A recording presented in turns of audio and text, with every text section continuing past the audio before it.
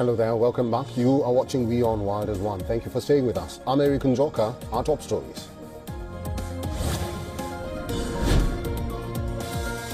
Reports suggest India is reviewing its stance on cryptocurrencies due to shifting attitudes towards the virtual asset in other countries. This follows crypto-friendly policy announcements by US President Donald Trump.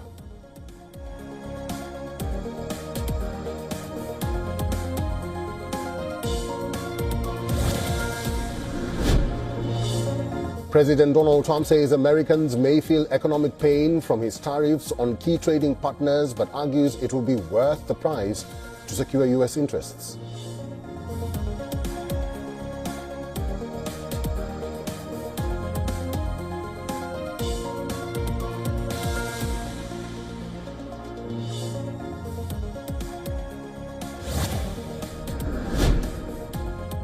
U.S. Secretary of State Marco Rubio holds talks with Panama's President Jose Raul Mulino.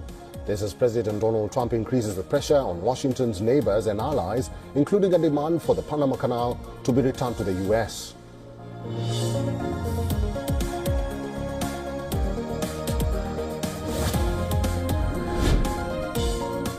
Israel launches a criminal investigation into the wife of Israeli Prime Minister Benjamin Netanyahu, Sarah Netanyahu. She has been accused of tampering in her husband's corruption trial.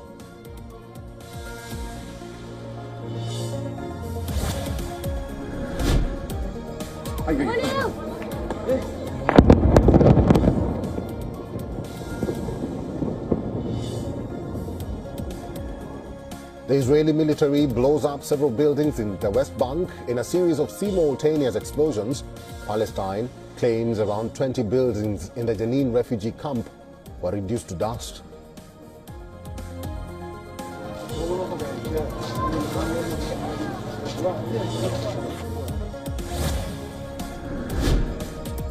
Qatar says discussions have begun on phase 2 of Gaza truce. Turkey foreign minister says ready to take Palestinian prisoners freed by Israel under the terms of Gaza deal.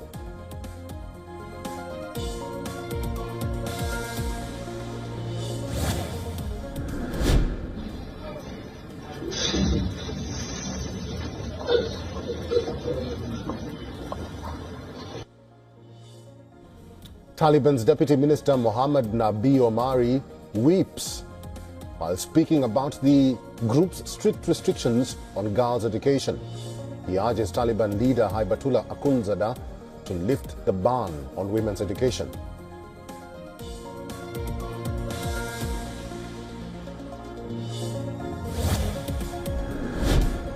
Four, three, two, one, L40 stages are ignited. Plus 5 seconds. ISRO's 100th rocket mission hits a hurdle this even as its navigation satellite, which was launched on Wednesday, suffers a technical glitch.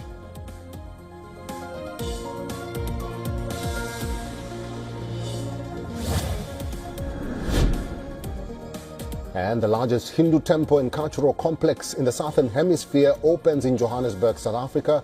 Scores of worshippers participate to mark the ceremony.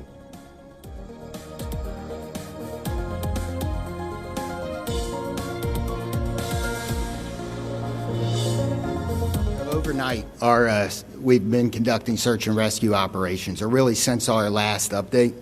And these operations have continued with our regular partners from the region, as well as some of the assets that have arrived on scene.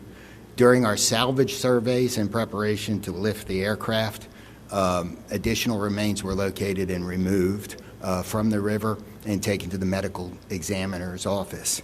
So far, 55 victims have been positively identified from this aircraft, or from this accident. All of our partners, just really to ensure strict adherence to our central priority that the dignified recovery of missing flight passengers and personnel take precedence, right? And should any remains be found during our process, an automatic work stoppage happens, and we will definitely begin the proper coordination with the appropriate authorities. So reuniting those lost in the tragic incident is really what keeps us all going. We've got teams that have been working this effort since the beginning, and we're committed to making this happen. During our surveys, for instance, yesterday, they were able to identify 11 separate human remains as part of this effort, as part of their preparatory operation for dive. We do have a process where we will watching the lift as it happens, and then if there are remains in there that will not move while we're recovering the wreckage, we will bring that wreckage to the surface of the barge. Our process to immediately tent the barge to make sure that we have full discretion, and then we'll bring in the proper personnel to deal with that at that time. Some of the information that you are going to hear is repetitive. You've heard it before, but we are being very intentional during this time about making sure that we reinforce the facts, because there is so much misinformation about the issue on social media, and we want to make sure that all of those impacted benefit from the same facts that we as the city of Philadelphia have. We can also confirm that there was at least one other person who perished, and that was the individual I referenced who was in the car, and there were additional victims who were injured, and they are being treated. We talked about it nearby hospitals, but that number has now increased to 22. 5 of the victims remain hospitalized currently, and 3 of them are in critical condition.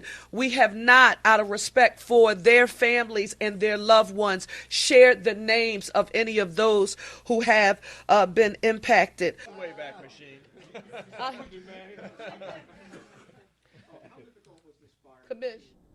Mohammed Nabi Omari, Taliban's Deputy Minister of Interior, was seen crying while addressing the group's strict restrictions on girls' education imposed by Taliban leader Hibatullah Akhundzada.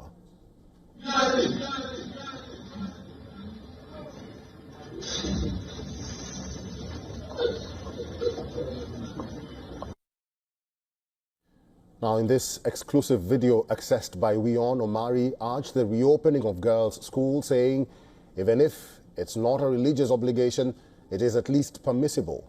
He further pleaded for modern sciences to be allowed alongside religious studies, expressing concern that extreme policies could lead to future generations being Muslim in name only. According to sources, he delivered a speech on the 27th of January in Afghanistan's Khost province at a girls' school.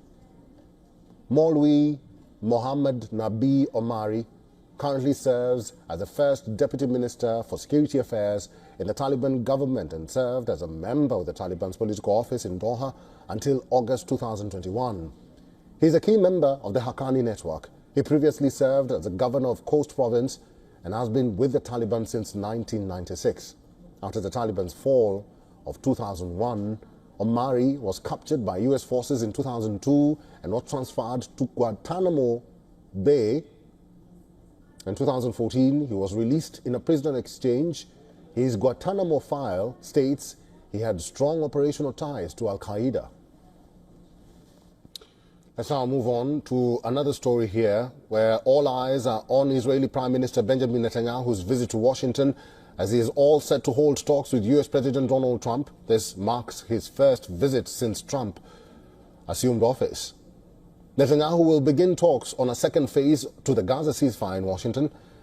This statement comes hours after the completion of the 4th hostage prisoner exchange during the truce. The second phase is expected to cover the release of the remaining captives and to include discussions on a more permanent end to the war. The decisions we made in the war have already changed the face of the Middle East. Our decisions and the courage of our soldiers have redrawn the map. But I believe that working closely with President Trump, we can redraw it even further and for the better. I believe that we can strengthen security, broaden the circle of peace, and achieve a remarkable era of peace through strength. Meanwhile, as fighting continues in Jenin, a 73-year-old man was killed in Israeli raid in West Bank's Jenin area. The raid comes a day after a series of deadly airstrikes in the occupied region.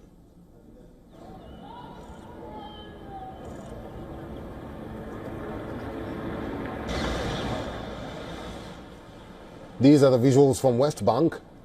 Smoke was seen billowing to the skies over buildings following explosions during an Israeli raids on the Jenin refugee camp. On Saturday, the Palestinian Health Ministry said that Israeli forces killed 5 people in separate strikes in Jenin.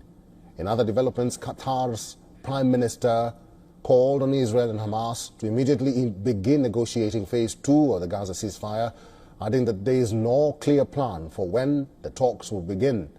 Speaking in Doha at a joint news conference with Turkey's foreign minister, the Qatari Prime Minister said the country was engaging with Israel and Hamas to prepare for the talks, which should, he said, start on Monday. He added that his country was hoping to see some movement in the next few days. We are always welcoming the Palestinian people here in Doha, but should be also at their choice. It's not, for someone who's been forcibly deported, and we are keeping all the options open for that. And there are multiple countries who are going to host the Palestinian released prisoners, and we are working according to the agreement.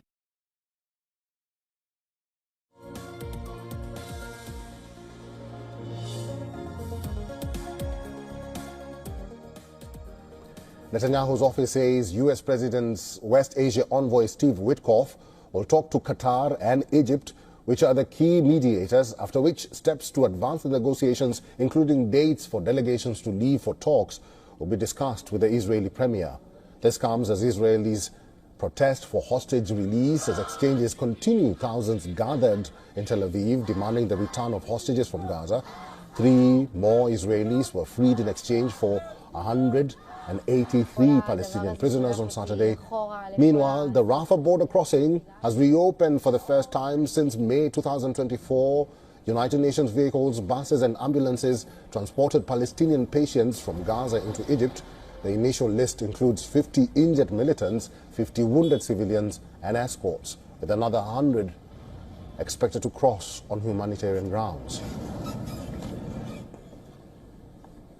The moment we were informed that we needed to head to Rafah border crossing to bring Moatsam out for treatment, the feelings were overwhelming and we felt so happy. And in Syria, the country's new ruler, Ahmed al-Sharaa, met Saudi Crown Prince Mohammed bin Salman. This is Syrian leader's first international visit since taking power following the toppling of Bashar al-Assad last year. Accompanied by his foreign minister, Sharaa was greeted by Saudi officials on arrival in Riyadh. It is important to note here that Saudi Arabia's King Salman and his son, Prince Mohammed, were among the first to congratulate the Syrian ruler on his official appointment. Before boarding his flight to Washington, Israeli Prime Minister Benjamin Netanyahu wanted to make clear he will let no one twist his arm into a permanent ceasefire with Hamas. Our decisions and the courage of our soldiers have redrawn the map. But I believe that working closely with President Trump, we can redraw it even further and for the better. President Donald Trump has sent mixed messages regarding Gaza. We just clean out that whole thing. But the administration has stated repeatedly it wants Israel and Hamas to move towards the second phase of the ceasefire deal. It's Donald Trump and his envoy Steve Witkoff who are credited with pushing Israel and Hamas into accepting the first phase of the deal.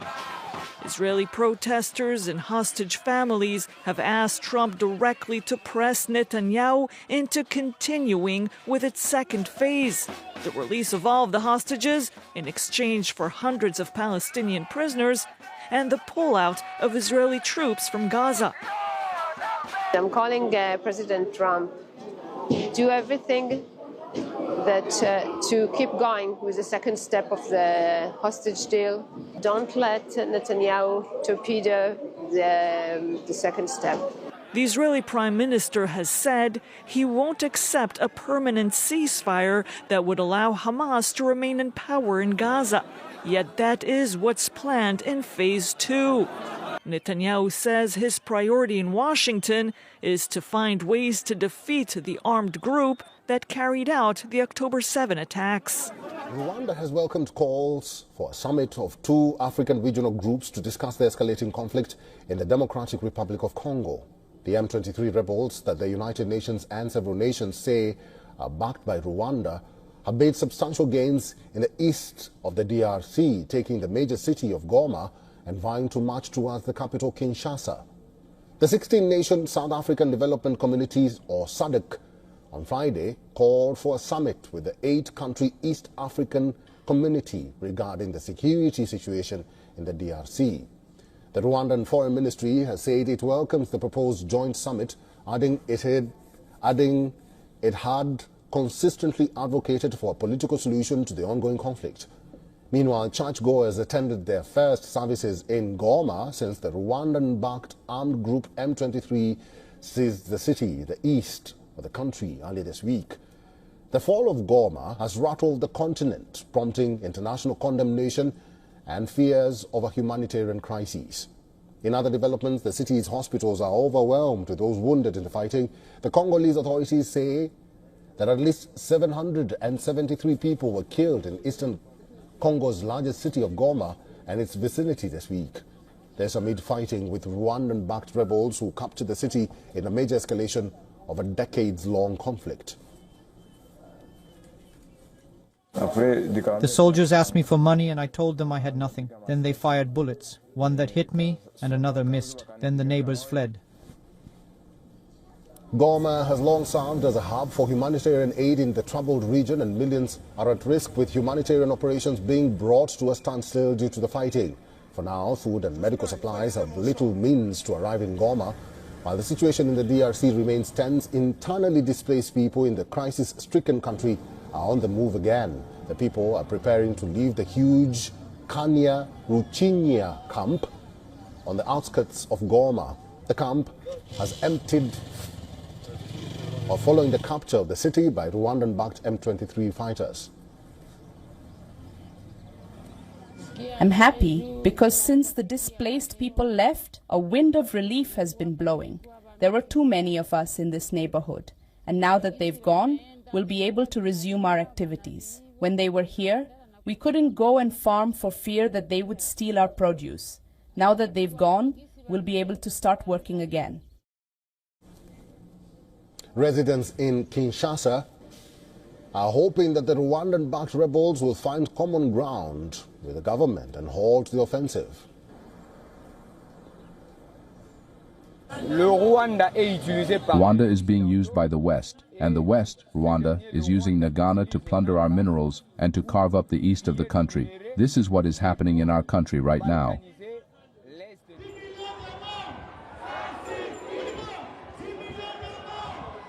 On Saturday, nearly 1,500 demonstrators marched through the streets of Paris to express solidarity with the Democratic Republic of Congo and denounce the violence perpetrated in the eastern part of the country. The march was organised by Urgence Pona Mboka. We have gathered today because we are fed up with everything happening in the east of the DRC. This conflict has been ongoing for 30 years and many people have suffered because of it. And today what we're asking from the international community is for them to impose strong sanctions on Paul Kagame's regime so that this conflict in the east can finally be stopped once and for all. In an atmosphere of determination and anger, the protesters waved Congolese flags and held signs with strong messages such as "Stop the war, our wealth, our right," and "Justice for the DRC." This mobilisation also aimed to raise awareness of the lack of international support. I'm here as one of the organisers of this protest, a protest to show that Congolese people are standing up. We must not be discouraged. We must not be intimidated. The international community, with France at the forefront, Belgium was the former colonizer of the DRC, the United Kingdom, the United States of America.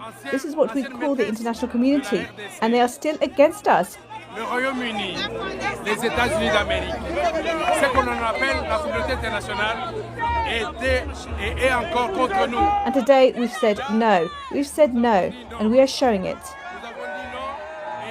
Nous le démontrons. Through this march, people hope to raise public awareness and push political leaders to take action before it's too late.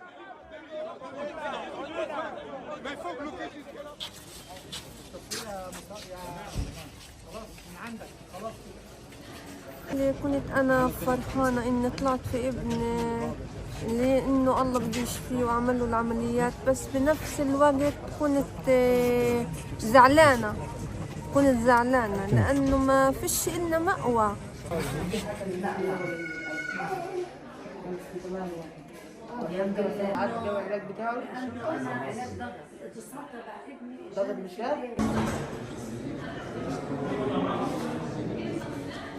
النهارده الحمد لله احنا تم استقبال اول مجموعه من المصابين، ودي كلها اطفال وسيدات طبقا لبنود الاتفاق يعني.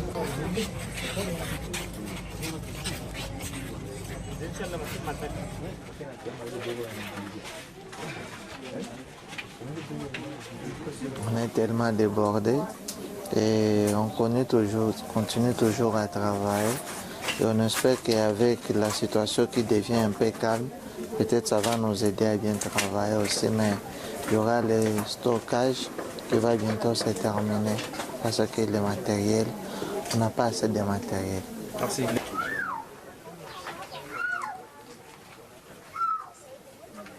Vitu vipitikana Goma kwanza, mimi ni mara kwanza naviona hako. Ndio vita kwanza inanikuta mimi Mgoma. Lakini kuhusu vita imetatiza watu wa mingi sana mpaka saa hii. Afadhali hata sisi vetungana pumua saa hii. Lakini kwa sasa vilema ni vya mingi na watu mingi walikufa. Na tu vita kama iteshia watu.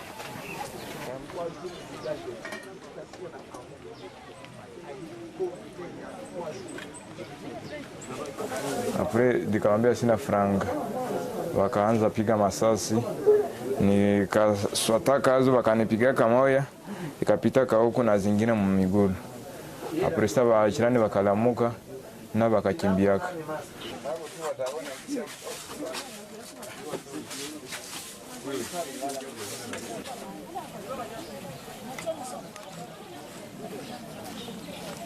The White House is promising to continue efforts to secure the border. And in our region, Marines have been adding barbed wire to the border wall to deter illegal crossings, and military aircraft is now being used to patrol the border. Earlier this week, we told you about the toxic fumes of decades-long sewage contamination that troops at the border are breathing in as they do their part in administration's mass deportation plans. As we follow through on this big story, ABC 10 News investigative reporter Austin Grabish shows us what some of the effort looks like on the ground. I'm at the San Diego-Mexico border, and things are pretty quiet here. We don't have any migrants behind the wall, and these tents that have been set up by volunteers to give out food and water have been closed off. It's actually been quiet here for several months, ever since the Biden administration started to crack down on the border during the president's final months in office. Despite that, President Trump is continuing his promise to secure the border. The Pentagon's even sent air resources to the border. That is an Osprey flying right there. Troops have been putting barbed wire on the border wall fence all week, usually at night, not far from here in the San Ysidro area. And Marines have been adding reinforcements to the border wall, all part of the White House's promise to secure the border. Now, here inside the tent, you can see it's fully stocked with donations from volunteers. We have clothing for children, water, food, and we also have brochures letting asylum seekers know what their rights are under U.S. law. But it is quiet here. It is nothing like it was last spring when we had thousands of migrants coming here to the border wall every single day. I was here talking to some of those asylum seekers who had come all the way from Afghanistan, coming to the U.S. to have a better life. And we really haven't seen crowds like that here in many months, in fact. Still, the White House determined to secure the border, saying most Americans want this. In fact, our own poll that we did at ABC 10 News about 2 months ago found that about 50% of people who took the poll and live in San Diego County want the border secured and support mass deportations. Austin Grabish, ABC 10 News.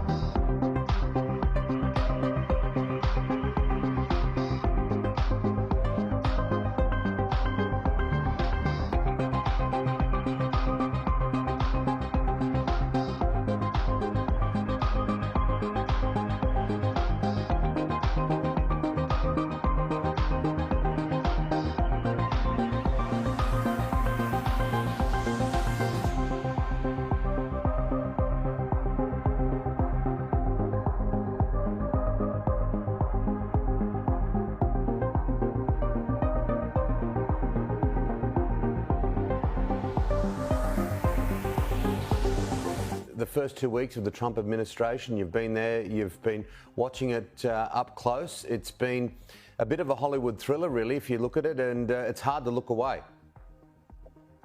It's hard to look away, but for us in the press, we really have no choice, just again, because of the speed at which Donald Trump and this administration are trying to address their priorities. Again, if you transport back to before the election, Donald Trump promises hundreds of things he's going to do on day one. And while he didn't get to all of them on January 20th, he's certainly quickly working his way down that checklist. Just earlier today, we had Caroline Leavitt in the briefing room talking about how Donald Trump's deportation agenda and his push to crack down on illegal immigration at the border.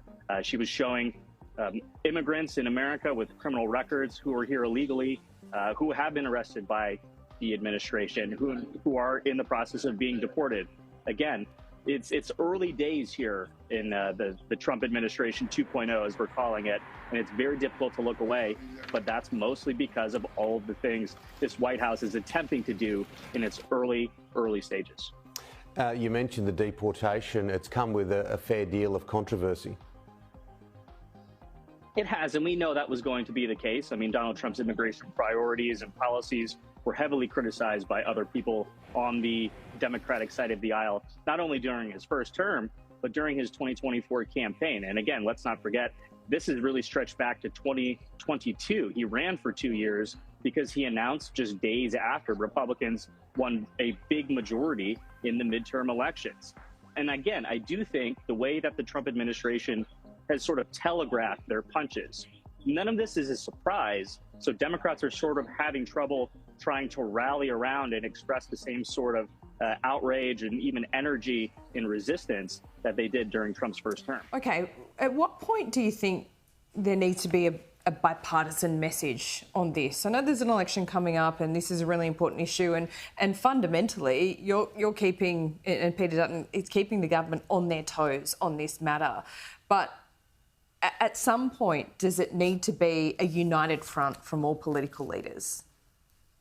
Yeah, and that is our job, to make sure the government is kept on its toes. And when you look at what's happening since the 7th of October in this country and the lack of leadership, we've had every right to stand there when you have a segment of our population that don't feel safe to go and worship their faith. This isn't about picking a religion or a faith. This is a core principle of being Australian. You can and should be able to go and worship your faith and feeling safe. It doesn't matter what faith you have. You shouldn't be attacked on the streets of our cities. That's not the Australia I grew up in, and that's not the Australia I intend to leave behind. And so when you're not seeing that leadership and you see this continue to escalate, not de-escalate, then why wouldn't the Prime Minister take our hand and say there needs to be greater penalties, greater deterrence, that if you can't act civilly in our society, then the deterrent we have there is to take you and isolate you away from society. And that's what we've said. And if the Prime Minister wants to come in and take our name off legislation and put his, we could care less. This when you see what's happening on the streets today, you're hearing helicopters fly over you at night. That's not Australia. We're better than that, and we need strong leadership to make us what we were. We are. Just very quickly, how worried should we be about this Trump trade war? Yeah, look, trade wars don't help anybody, particularly for a nation like us that is a trading nation. Just remember, when Trump last imposed tariffs on China, our agricultural sector did better. And in fact, many of their farmers were the ones that lost out. I was actually in the United States when it happened, and many of their farmers were complaining about the fact that we were taking up a lot more of the market. So the best way for the world to move forward is a rule-based world order of trade. That's what has done the best for the world, but also for Australia. And we just hope that some calmness comes across this, and we hope that we're able to continue to work with the Trump administration to make sure that Australia isn't caught up in it. Trade Minister Don Farrell is urgently seeking talks with the US over tariffs on 3 of America's largest trading partners that could impact Australian exports. US President Donald Trump's threats to impose levies on computer chips, pharmaceuticals and aluminium have heightened concern from Canberra. Senator Farrell says his American counterpart, Howard Lutnick, has agreed to talks. The sector-based tariffs open up a new front in the trade war, separate from President Trump's executive order on Canada, Mexico and China. But the problem here is, when it comes to talks between Australia and the US, that Lutnick hasn't been confirmed yet. So you've got to wait for confirmation to come, hence the delay. joining us live now. University of Virginia political scientist Larry Sabato. Larry, I guess it was expected and it had already been forecast that Canada and Mexico would respond. Where does this lead to? Maybe an all-out trade war. What Americans are worried about is it's likely to lead to more inflation. And as you remember, Donald Trump was elected. The number one issue was immigration, but close behind was the rate of inflation, which was quite high during Joe Biden's term and cost the Democrats the White House. So prices were supposed to come down. That's what Trump said during the campaign. Instead, they either haven't moved or they've already gone up a little. And with these tariffs, I think they're likely to go up more. Presumably, Donald Trump would have anticipated a response, though, right? Oh, of course. I think he knew that the response would be pretty much what it has been, although he has indicated that if there was a response, and there already has been in Canada and will soon be in Mexico and China, then he will increase our tariffs again. So this will go back and forth, and the ping pong may take place between the United States and other countries too, including back to that escalating trade war now in the United States, which in one way or another will involve Australia. Joining us is Peter Switzer, the founder of the Switzer Report. Pete, good morning to you. It doesn't directly involve us because we're talking about Canada, Mexico and China here, but how exposed are we on the peripheries? Yeah, the direct effects are not in any way clear at this point in time because we may well be absolved from any tariff punishment from Donald Trump.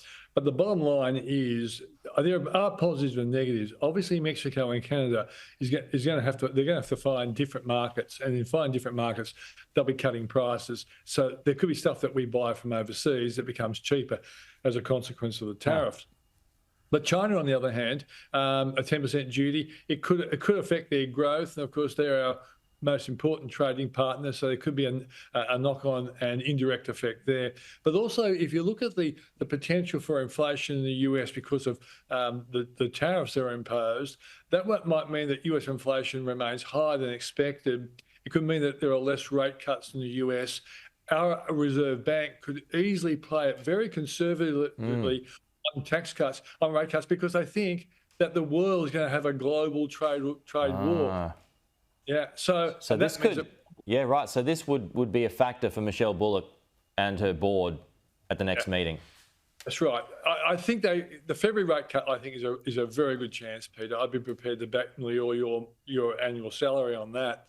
But the bottom line, I think, is that going down the track, if they think this global tariff is going to become a war, is going to become a much wider thing, they would be very careful about cutting rates very, very quickly. Right. And remember, the CBA thinks 4 rate cuts this year. That might be put on hold if this tariff war escalates. Here's an unpopular view.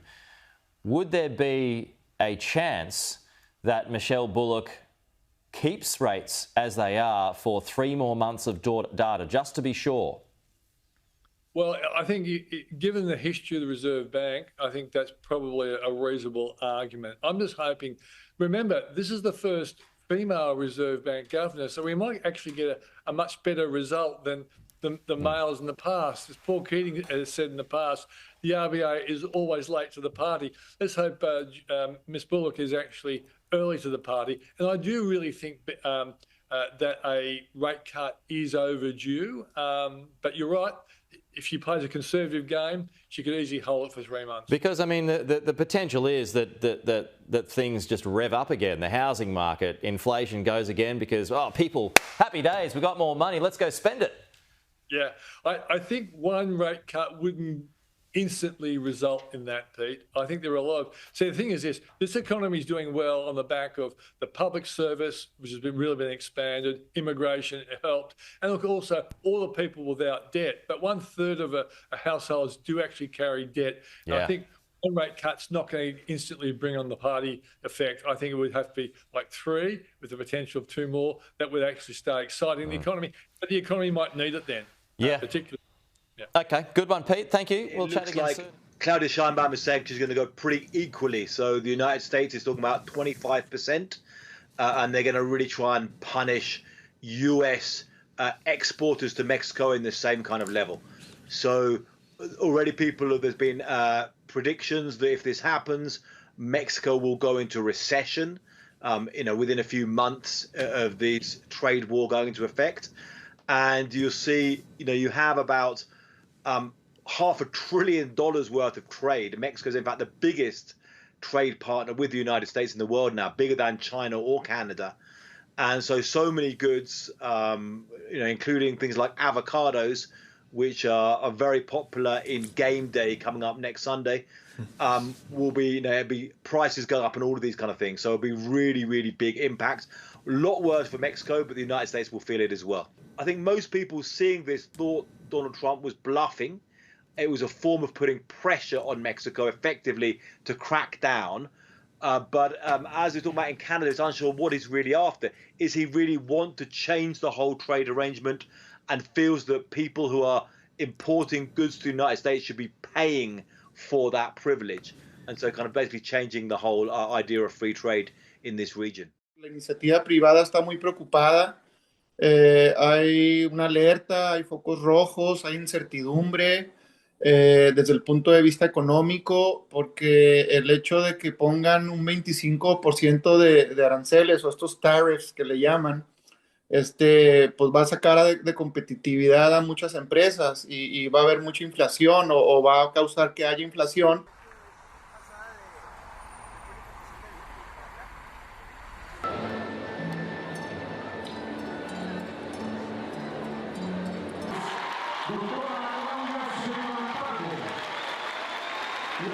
Ayer decía que yo no tengo preocupación porque la economía de México está muy fuerte, muy sólida.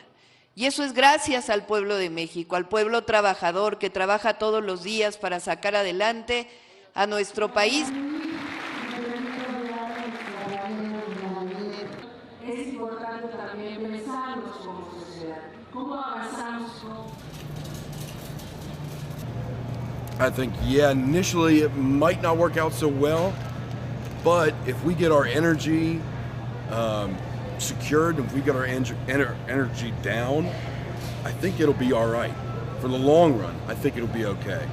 But initially, right now, like Canada and Mexico, the tariffs on them are basically so that they can help us out with some of the fentanyl and some of the problems that are coming through. But I don't think the tariffs will be too bad.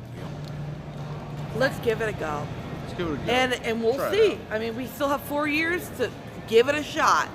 Try it and out. What? In the next 4 years, they say, no, that's garbage, then get rid of it. I don't have, much of an economic background, so I can't really speak intelligently about it, but I know that we have a lot of trade with the countries named, especially China, and obviously Mexico and Canada are neighbors, so I have to imagine there's a decent amount of trade there. Tariffs will, inevitably be passed on to the consumer, and I don't think that's what anyone voted for necessarily.